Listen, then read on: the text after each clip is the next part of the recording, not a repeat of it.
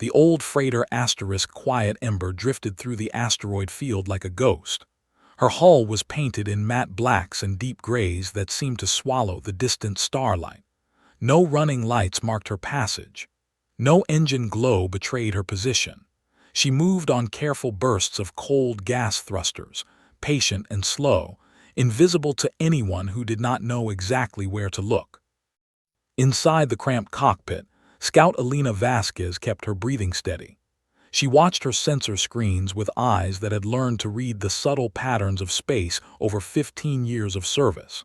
The Keth hunting pack was out there somewhere, 3 fast attack ships moving in a spread formation, their advanced sensors sweeping the asteroid field like hungry searchlights. Alina's mission was simple in description, but nearly impossible in practice. She had to cross the Vardas system without being detected. She carried no weapons capable of fighting the Keth. Her ship was old and slow. Her only advantages were patience, training, and a deep understanding of how to hide in the vast emptiness between stars. The Keth were hunters. This was not a job for them or a duty. It was their nature, bred into them over millions of years of evolution on a world where the weak were food and the strong survived by killing. They had entered the galactic community 200 years ago and had carved out an empire through simple predatory efficiency. Worlds that resisted were hunted until they submitted. Species that fought back were declared prey and systematically reduced until they no longer posed a threat. Humanity had been at war with the Keth Dominion for 11 years now. It was not going well for either side, which surprised everyone except the humans themselves. Alina checked her passive sensors again. The asteroid field created a maze of shadows and reflections that made active scanning unreliable, which was exactly why she had chosen this route. The Keth preferred open space, where their superior speed and sensors gave them clear advantages. They found asteroid fields annoying. Their hunting instincts demanded direct pursuit, not careful searching through jumbled rocks. A flicker on her screen made Alina's heart skip. She held perfectly still, not even breathing, as if the Keth might somehow hear her through the vacuum of space. The flicker resolved into a clear reading. One of the Keth ships had moved to a new position, sweeping the edge of the asteroid field with active sensors. They knew she was here. Not her specifically, not yet, but they suspected that someone was trying to slip through their patrol zone. The Keth were not stupid. They had learned over 11 years of war that humans were slippery, that they avoided direct confrontation when possible, that they favored ambush and deception over honest battle. Alina had heard their transmissions, intercepted and decoded by fleet intelligence. The Keth commanders complained about humans constantly. They called her species cowards, shadow crawlers, prey that refused to accept its proper role. The Keth could not understand why humanity kept fighting. By their calculations, they had destroyed enough human ships and killed enough human soldiers that the species should have surrendered long ago. But humans did not surrender. They adapted. They hid. They struck from darkness and vanished before the Keth could respond, and most importantly, they remembered. Alina remembered Private James Okonkwo, who had held a corridor on Luna Station for 6 hours against Keth boarding parties so that the civilian transports could escape. She remembered Captain Yuki Tanaka, who had rammed her crippled destroyer into a Keth carrier, buying time for the evacuation of Mars Colony 7. She remembered her own brother, Miguel, who had died in the first year of the war when the Keth had come to Earth's doorstep. The humans had driven them back, not through superior firepower or greater numbers, but through simple stubborn refusal to die quietly. The Keth did not understand this. Their entire worldview was built on the assumption that prey eventually submitted. They had no framework for understanding a species that continued to fight long past the point of apparent defeat. Alina checked her position against the navigation chart. She was 3 hours from the edge of the asteroid field, another 12 hours from the jump point that would take her out of the Vardas system. Somewhere ahead, the Keth patrol waited. The Quiet Ember was not a military vessel. She had been built 40 years ago as a mining survey ship, designed to slip through asteroid fields and identify valuable deposits without alerting competing mining companies. Her stealth systems were outdated by military standards, but they had one advantage that newer ships lacked. They were analog. The Keth had become very good at detecting the electronic signatures of modern stealth systems. Their sensor packages could identify the specific frequency patterns of human military cloaking devices from considerable distances. But the *Quiet Ember's old-fashioned systems produced almost no electronic noise at all. Her hull coating was a simple matte surface, not an active camouflage system. Her engine baffles were physical structures, not electronic countermeasures. She was invisible not because she was sophisticated, but because she was primitive. Alina had volunteered for this mission knowing that it might be the last thing she ever did. The data she carried was too important to risk on standard communication channels, which the Keth had proven capable of intercepting. It had to be delivered in person, and it had to be delivered without the Keth knowing that it existed. The data concerned the Keth homeworld.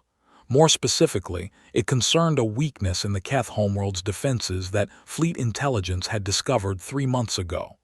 If humanity could exploit this weakness, they could strike at the heart of the Keth Dominion.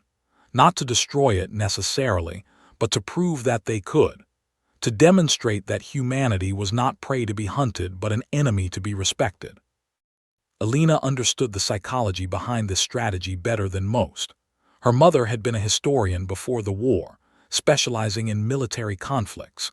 She had taught Alina that wars between unequal powers often came down to will rather than capability. The weaker side had to convince the stronger side that victory would cost too much. This was what humanity had been doing for 11 years, bleeding the Keth slowly, making them pay for every system they conquered. But bleeding them was not enough. The Keth would continue to hunt humanity until they believed that humans could hurt them in ways that mattered. A strike on their homeworld would accomplish this. It would transform humans from persistent prey into genuine predators in Keth understanding. The second Keth ship moved. Alina watched its new position form on her passive sensor display. The 3 ships were spreading out, creating a wider net. They were methodical hunters, she had to give them that. Whatever had alerted them to suspicious activity in the asteroid field, they were taking it seriously. Alina began calculating alternative routes. The original plan had called for her to exit the asteroid field at Vector 7, then make a long loop around the system's gas giant to reach the jump point. That route was now compromised. The Keth were positioning themselves to intercept anything leaving the asteroid field in that general direction. She would need to go the long way, through the inner system, past the close orbit of the local star, using its radiation output to mask her presence. It would add 30 hours to her journey and bring her dangerously close to the Keth's main base in the system.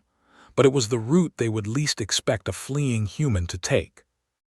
Alina adjusted her course and settled in for a long wait. The asteroid she was currently hiding behind would continue to drift along its orbital path for another 2 hours before she needed to move. She used the time to review her emergency procedures and check her ship's systems one more time. The Quiet Ember was old, but Alina had maintained her carefully. Every seal was tight.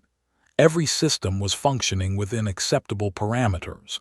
The ship would not betray her through mechanical failure. If she was discovered, it would be because she had made a mistake, not because her equipment had failed. 2 hours passed in silence. Alina ate a ration bar without tasting it, drank recycled water, and kept her eyes on the sensors.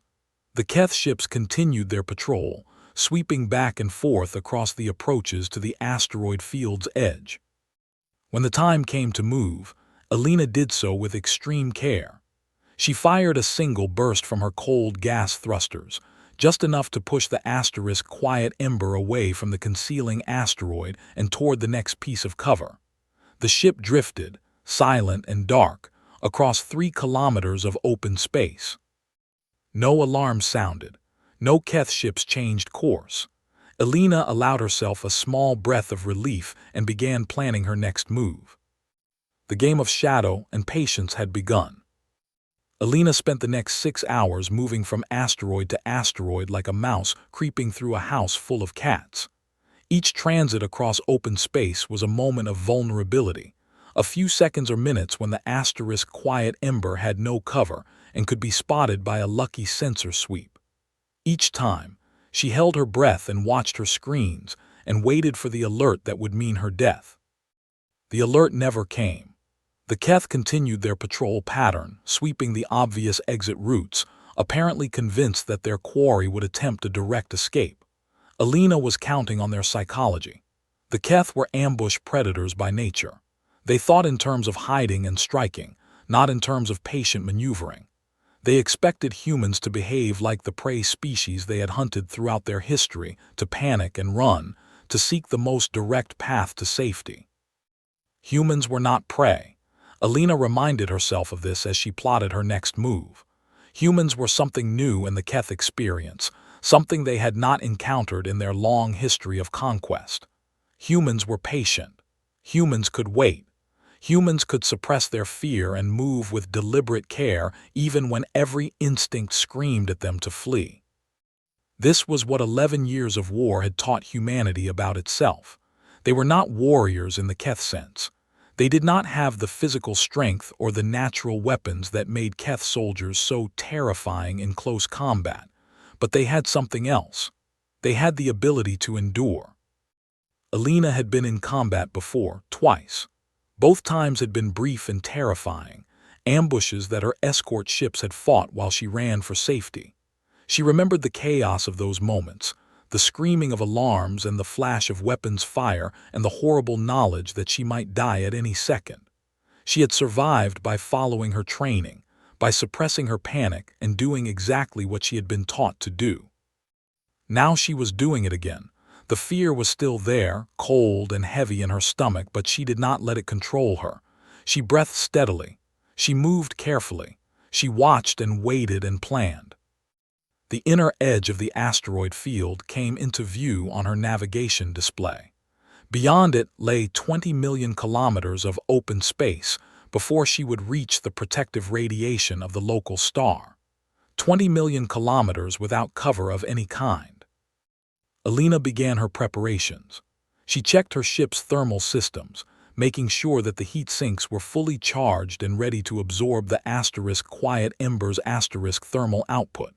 She verified that her matte hull coating was intact, no scratches or damage that might catch and reflect stray light. She ran a final diagnostic on her passive sensors, confirming that they were operating at peak efficiency. Then she waited. The Keth patrol continued its pattern, and Elena watched it carefully, looking for gaps in their coverage. There were not many. The Keth commanders had positioned their ships well, creating overlapping sensor fields that covered most of the approaches to open space. But not all of them. Elena noticed a gap in their coverage, a narrow corridor where the 3 ships' sensor ranges did not quite meet. It would only exist for about 40 minutes before the natural drift of the patrol pattern closed it. That window was still 3 hours away. Elena settled in to wait some more. Patience was her greatest weapon. The Keth expected their prey to be impulsive, to make mistakes born of fear and desperation. Elena would not give them that satisfaction. She used the waiting time to review the intelligence data she was carrying. It was stored in her ship's most secure systems, encrypted with codes that would take centuries to break without the proper keys. Even Elena did not know all of its contents. She had been told only what she needed to know, that it concerned a potential weakness in the Keth homeworld's defenses. But she could guess. Fleet intelligence had been working for years to find a way to strike at the Keth where it would hurt them most. The Keth dominion was vast, spanning hundreds of star systems, but its heart was the homeworld called Keth Prime. That world was sacred to them, the origin point of their species, the seat of their ruling council. If humanity could threaten Keth Prime, it would change the nature of the war entirely. Elena thought about what such a strike would mean. Not the military implications, those were beyond her expertise, but the psychological ones. For 11 years, the Keth had hunted humanity. They had invaded human space, attacked human worlds, killed human soldiers and civilians. They had been the aggressors, the predators, the hunters. A strike on their homeworld would reverse that dynamic. It would transform humanity from prey into hunter. It would force the Keth to experience what they had inflicted on so many other species, the fear of being hunted in their own homes. Alina was not naturally inclined toward vengeance. She had joined the scout service because she wanted to explore, not because she wanted to fight. But 11 years of war had changed her. She had lost friends, family, colleagues. She had watched the Keth destroy everything they touched. She had learned to hate in ways she had never imagined possible. If the data she carried could help humanity strike back, really strike back, then every moment of fear and tension she was experiencing right now was worth it. The hours crawled by. Alina dozed in short intervals, never truly sleeping, always keeping part of her attention on the sensor displays. The Keth patrol continued its pattern. The gap in their coverage approached. When the moment came, Alina was ready. She fired her cold gas thrusters in a long, sustained burn, pushing the asterisk quiet ember out of the asteroid field and into open space. The ship accelerated slowly, painfully slowly, trading speed for stealth. Alina watched the Keth ships on her passive sensors. They were distant, at the edge of detection range, but any moment one of them might turn and sweep its sensors across her position. If that happened, she was dead. The asterisk quiet ember could not outrun a Keth attack ship. She could not fight one either. Her only option would be to destroy her ship and herself to protect the data she carried. She had made peace with that possibility before accepting the mission. It was not that she wanted to die. She wanted very much to live, to see Earth again, to walk under open sky and breathe unfiltered air. But she understood that some things were more important than any individual life, including her own. Minute by minute, the asterisk quiet ember crossed the open space. Alina kept her eyes on the sensors, watching for any sign that the Keth had detected her.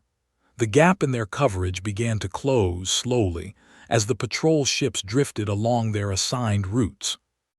It was going to be close. Alina ran the numbers in her head, calculating distances and velocities.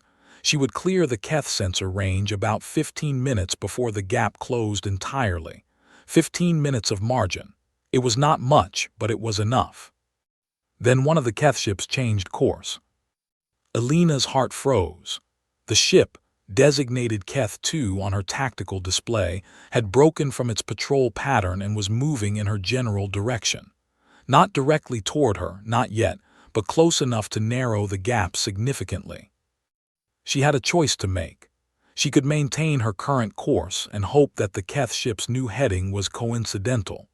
Or she could change direction, try to slip away from the closing threat, and risk drawing attention with her engine burns. Alina chose to hold steady.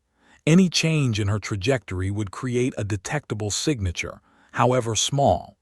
Better to drift silent and dark and trust in her ship's primitive stealth systems. The minutes stretched out like hours. Keth 2 continued its new course, sweeping closer to Alina's position.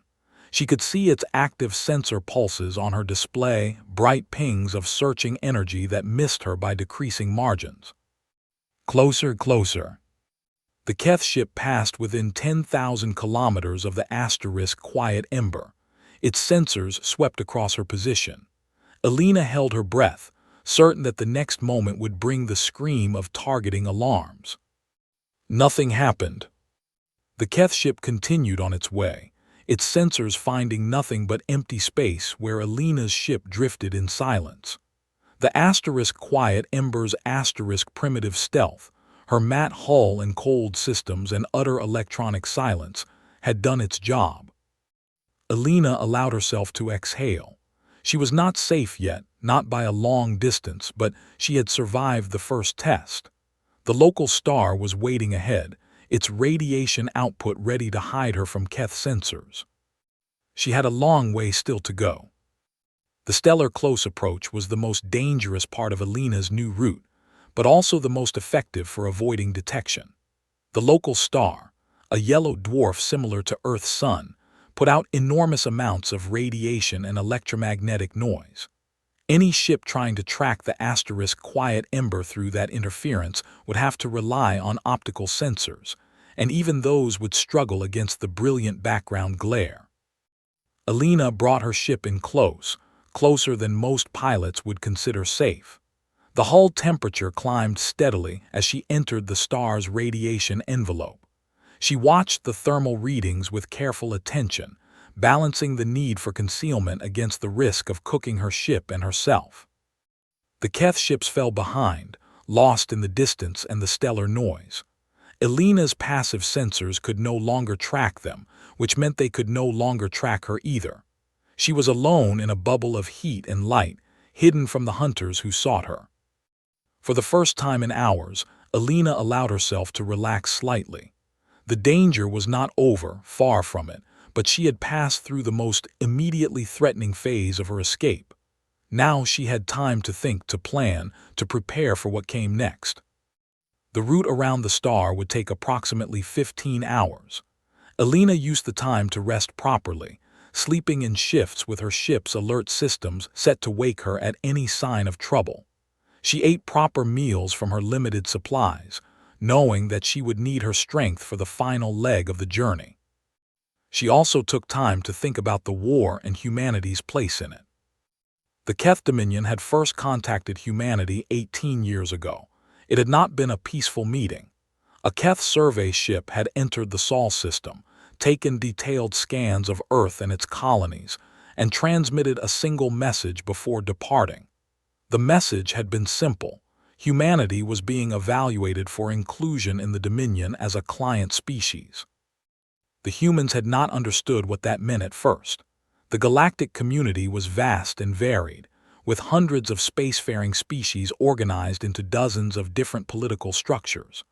The Keth Dominion was one of the larger and more aggressive of these structures, a collection of species ruled over by the Keth themselves. Some of these client species had joined willingly, seeking protection from other threats. Others had been conquered and absorbed by force. When humanity declined the Keth's invitation to become a client species, the Keth had responded with war. This was their way. Species that refused to submit were hunted until they either surrendered or ceased to exist. The Keth saw no moral problem with this approach. In their understanding, it was simply the natural order of things.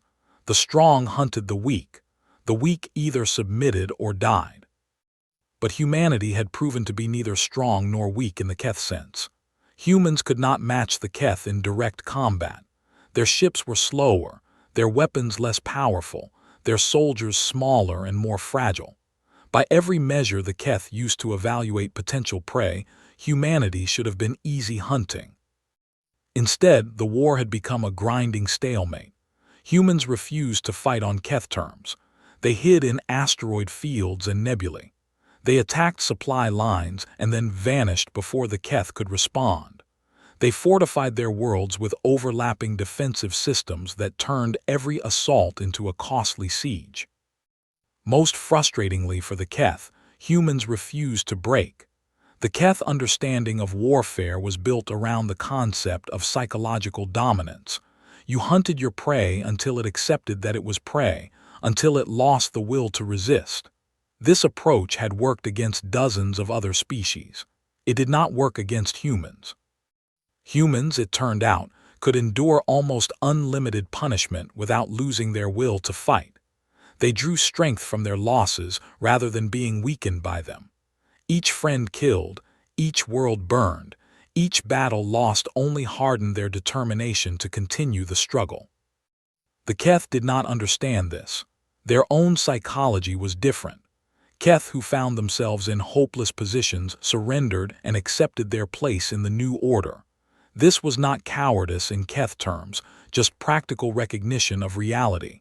Why continue to fight when victory was impossible? Humans did not think this way. They continued to fight precisely because the situation seemed hopeless. They drew meaning from resistance itself, regardless of the odds. This was incomprehensible to the Keth, and incomprehensible things are often frightening.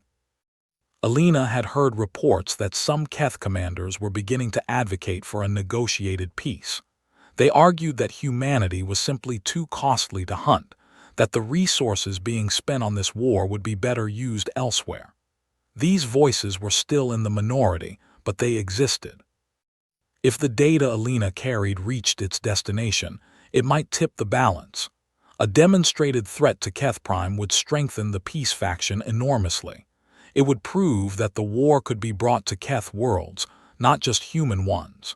It would give the Keth a reason to negotiate that they currently lacked. This was the strategy that human leadership had developed over 11 years of war. Not to defeat the Keth militarily, which was probably impossible, but to make continued war so costly that even the Keth would prefer peace. It was a strategy of endurance, of patience, of refusing to break no matter how hard the enemy pressed. Alina was a small part of that strategy. Her mission was a single thread in a vast tapestry of operations, designed to convince the Keth that humanity was not worth the effort of hunting. She might never know if her contribution made a difference. She might die in the next few hours without ever seeing the results of her work. But she would do her duty regardless. This was what it meant to be human. You did what needed to be done because it needed to be done, not because success was guaranteed. The hours passed. The asterisk quiet ember curved around the star, riding the edge of the radiation envelope, invisible to anyone who might be searching for her. Alina monitored her systems, slept when she could, and tried not to think too much about what might be waiting for her on the other side. When she finally emerged from the star's interference zone, she found exactly what she had feared. The Keth patrol had not given up. They had spread out across the system, anticipating that she might try to use the star for cover. 2 of the 3 ships were now positioned between her and the jump point she needed to reach. Alina studied the tactical display, looking for options. The situation was bad, but not hopeless. The 2 Keth ships were separated by a considerable distance, unable to support each other effectively.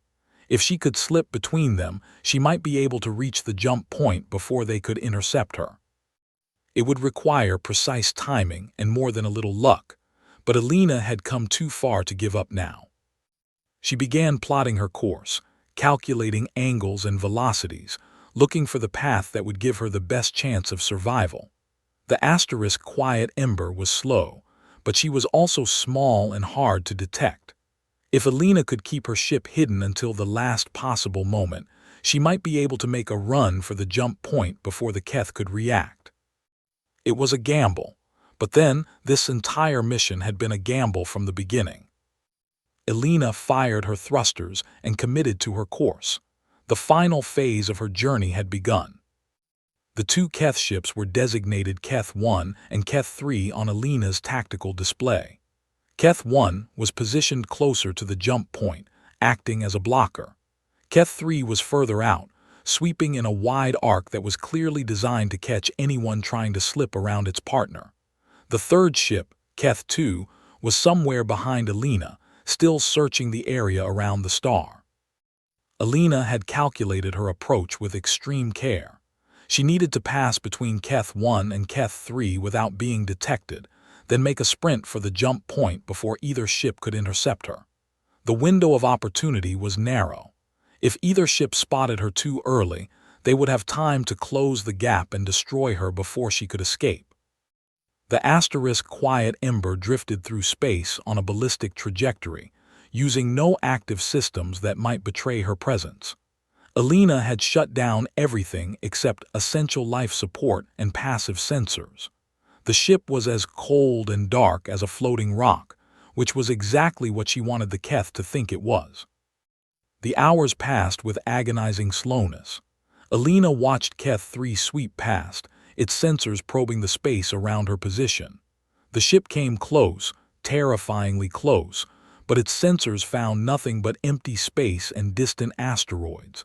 The *Quiet Embers *Primitive Stealth held.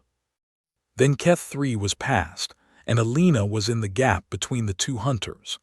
The jump point was visible on her navigation display now, a region of gravitational anomaly that ships could use to travel faster than light. It was 30 hours away at her current velocity. She would need to accelerate eventually. A ballistic trajectory would not get her to the jump point before the Keth patrol pattern brought one of the ships back across her path. But every moment of acceleration was a moment of visibility.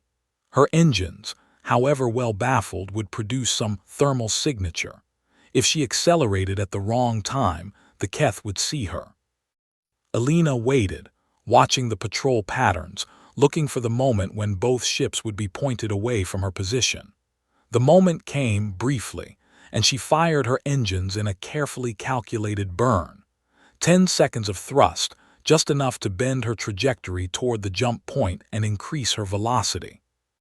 Then silence again, cold and dark and drifting. The Keth ships continued their patrol, showing no sign that they had detected her brief moment of activity. Alina allowed herself a small smile. The game was far from over, but she was still in it. Every hour that passed brought her closer to safety. The next 20 hours were an exercise in patience and nerve. Alina made 3 more brief acceleration burns, each one precisely timed to coincide with gaps in the Keth sensor coverage. Her velocity increased incrementally, bending her trajectory toward the jump point without ever producing a sustained thermal signature that might attract attention. The Keth were growing frustrated. Alina could hear their communications, encrypted but partially decoded by her ship's computer. They knew someone was out here. Their instruments had detected faint traces, hints of a ship that appeared and vanished like a ghost. But they could not find her. The Keth commanders discussed their options. They could call for reinforcements, but that would be admitting failure. They could expand their search pattern, but that would create gaps that their quarry might exploit. They chose to continue their current approach, hoping that patience would eventually reveal their target. They did not understand that they were competing against human patience. And humans, as 11 years of war had demonstrated, could wait much longer than the Keth. The jump point grew closer. Alina calculated that she was now within 12 hours of safety. Her velocity was high enough that she could coast the remaining distance without further acceleration. All she had to do was remain undetected for half a day. Then disaster struck. A collision warning flashed on Alina's display. Something small, probably a piece of space debris, was on an intercept course with her ship. The *Quiet Embers hull was tough, but a high-velocity impact would produce a visible flash that the Keth sensors would certainly detect. Alina had seconds to decide. She could fire her maneuvering thrusters and dodge the debris, revealing her position in the process. Or she could maintain her course and hope that the impact did not produce too visible a signature. Neither option was good. Alina chose a third path. She sealed herself in her pressure suit and opened the cockpit's exterior hatch. The atmosphere rushed out into space, creating a brief cloud of gas around her ship. Then she fired a single burst from her suit's maneuvering pack, placing herself between the debris and the *Quiet Embers hull. The debris hit her. Not her directly, but her suit's reinforced backpack, designed to absorb minor impacts. The collision spun her around and sent pain shooting through her shoulder, but she absorbed the energy without creating a visible flash. Alina floated in space for a long moment, watching the Keth ships on her suit's tiny display. They had not reacted. The impact had gone unnoticed. She pulled herself back inside the *Quiet Ember, sealed the hatch, and allowed herself to breathe again. Her shoulder throbbed, probably bruised or worse, but she was alive and undetected. That was what mattered. The next 12 hours were the longest of Alina's life. She nursed her injured shoulder, watched her sensors, and counted down the kilometers to the jump point. The Keth ships continued their patrol, unaware that their quarry was slipping away right under their noses. When the asterisk quiet ember finally entered the jump point's activation zone, Alina almost wept with relief. She powered up her jump drive, input the coordinates for her destination, and felt the familiar twist of reality as faster-than-light travel bent space around her ship. The Keth ships fell away, lost in the vastness between stars. Alina had done it. She had crossed an enemy-controlled system without being detected. The data she carried was safe. She set course for Earth and allowed herself to sleep, really sleep, for the first time in days. The mission was not quite over, but the hardest part was behind her. The asterisk quiet ember emerged from its final jump on the edge of the Sol system. Alina's home star shone in the distance, a yellow light that seemed warmer and more welcoming than any sight she had ever seen. Earth was still hours away, but she was home. She was safe. The human defense grid detected her approach and challenged her with identification codes. Alina responded with the proper sequences, codes that proved she was who she claimed to be and that her ship had not been compromised. The defense platform stood down, and she was directed to a secure approach vector that would bring her to Luna Station. The journey across the Sol system gave Alina time to reflect on what she had accomplished. She had spent most of her career as a scout pilot, exploring distant systems and gathering intelligence on potential threats. She had been in difficult situations before, faced death more than once, survived through skill and luck and determination. But this mission had been different. This time, the stakes had extended beyond her own survival. She had carried something that might change the course of the war, something that generations of humans yet unborn might look back on as a turning point. The weight of that responsibility had pressed on her throughout the journey, adding to the fear and tension of evading the Keth patrol. Now that weight began to lift. She had done her part. Whatever happened next was beyond her control. Luna Station appeared on her view screen, a massive complex of docks and habitats orbiting Earth's moon. Military ships patrolled the approaches, watchful for any threat. Defense satellites studded the surrounding space, ready to respond to attack at a moment's notice. This was what humanity had built over 11 years of war, a fortress around their homeworld, layers of defenses that had proven capable of stopping Keth assault fleets. The Keth had tried to reach Earth 3 times in the war's early years. Each time they had been thrown back with heavy losses. But defense was not enough. Alina understood this as well as anyone. Humanity could hide behind its fortifications forever, but that would only delay the inevitable. The Keth had vast resources and endless patience. Eventually they would find a way through, or they would simply wait until human resolve broke. The only way to end the war was to convince the Keth that continuing it was not worth the cost, and the data Alina carried might be the key to doing exactly that. She docked at Luna Station and was immediately taken to a secure debriefing room. Intelligence officers waited there, their faces carefully neutral.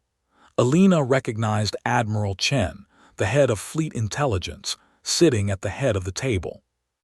Alina transferred the data from her ship systems to the secure terminal in the debriefing room. The intelligence officers began their analysis immediately, their expressions shifting from neutral to interested to excited as they reviewed what she had brought them. "This confirms our projections," Admiral Chen said after several hours of analysis. "The weakness we identified is real. The Keth homeworld's defensive grid has a gap, a small one but potentially exploitable." "Can we strike through it?"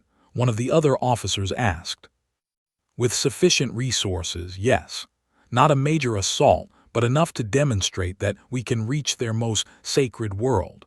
Enough to make them understand that this war has costs they cannot afford." Alina listened to the discussion without participating. The strategic implications were beyond her expertise. She was a pilot, not a tactician. Her job had been to deliver the information. What happened with it was someone else's responsibility. But she allowed herself to feel hope. For 11 years, humanity had been fighting a purely defensive war. Every battle had been fought in human space, against human worlds. The Keth had never felt threatened in their own territory, never had to worry about attacks on their own populations. That was about to change. The briefing continued for several more hours.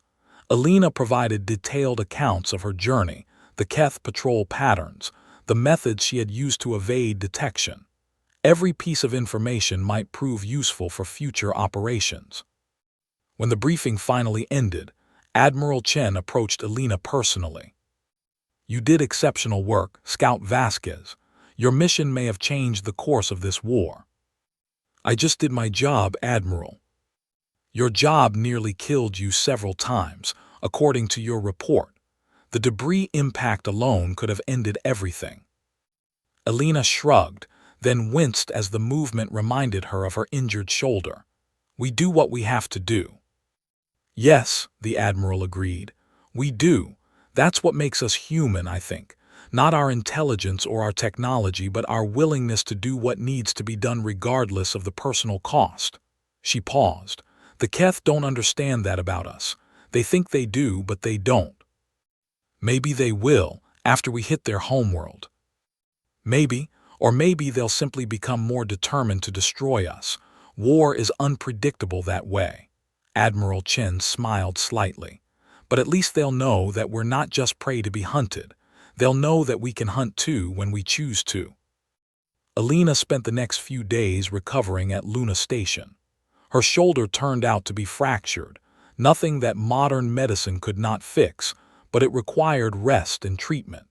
She used the time to reconnect with friends and colleagues, people she had not seen since before her mission began.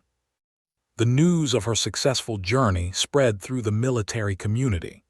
Alina found herself receiving congratulations from people she had never met, officers and enlisted personnel who understood the significance of what she had accomplished. She accepted their praise awkwardly. She had never been comfortable with attention. But she understood its source. Humanity was tired of this war, tired of fighting, tired of losing people and worlds to an enemy that seemed to have no end.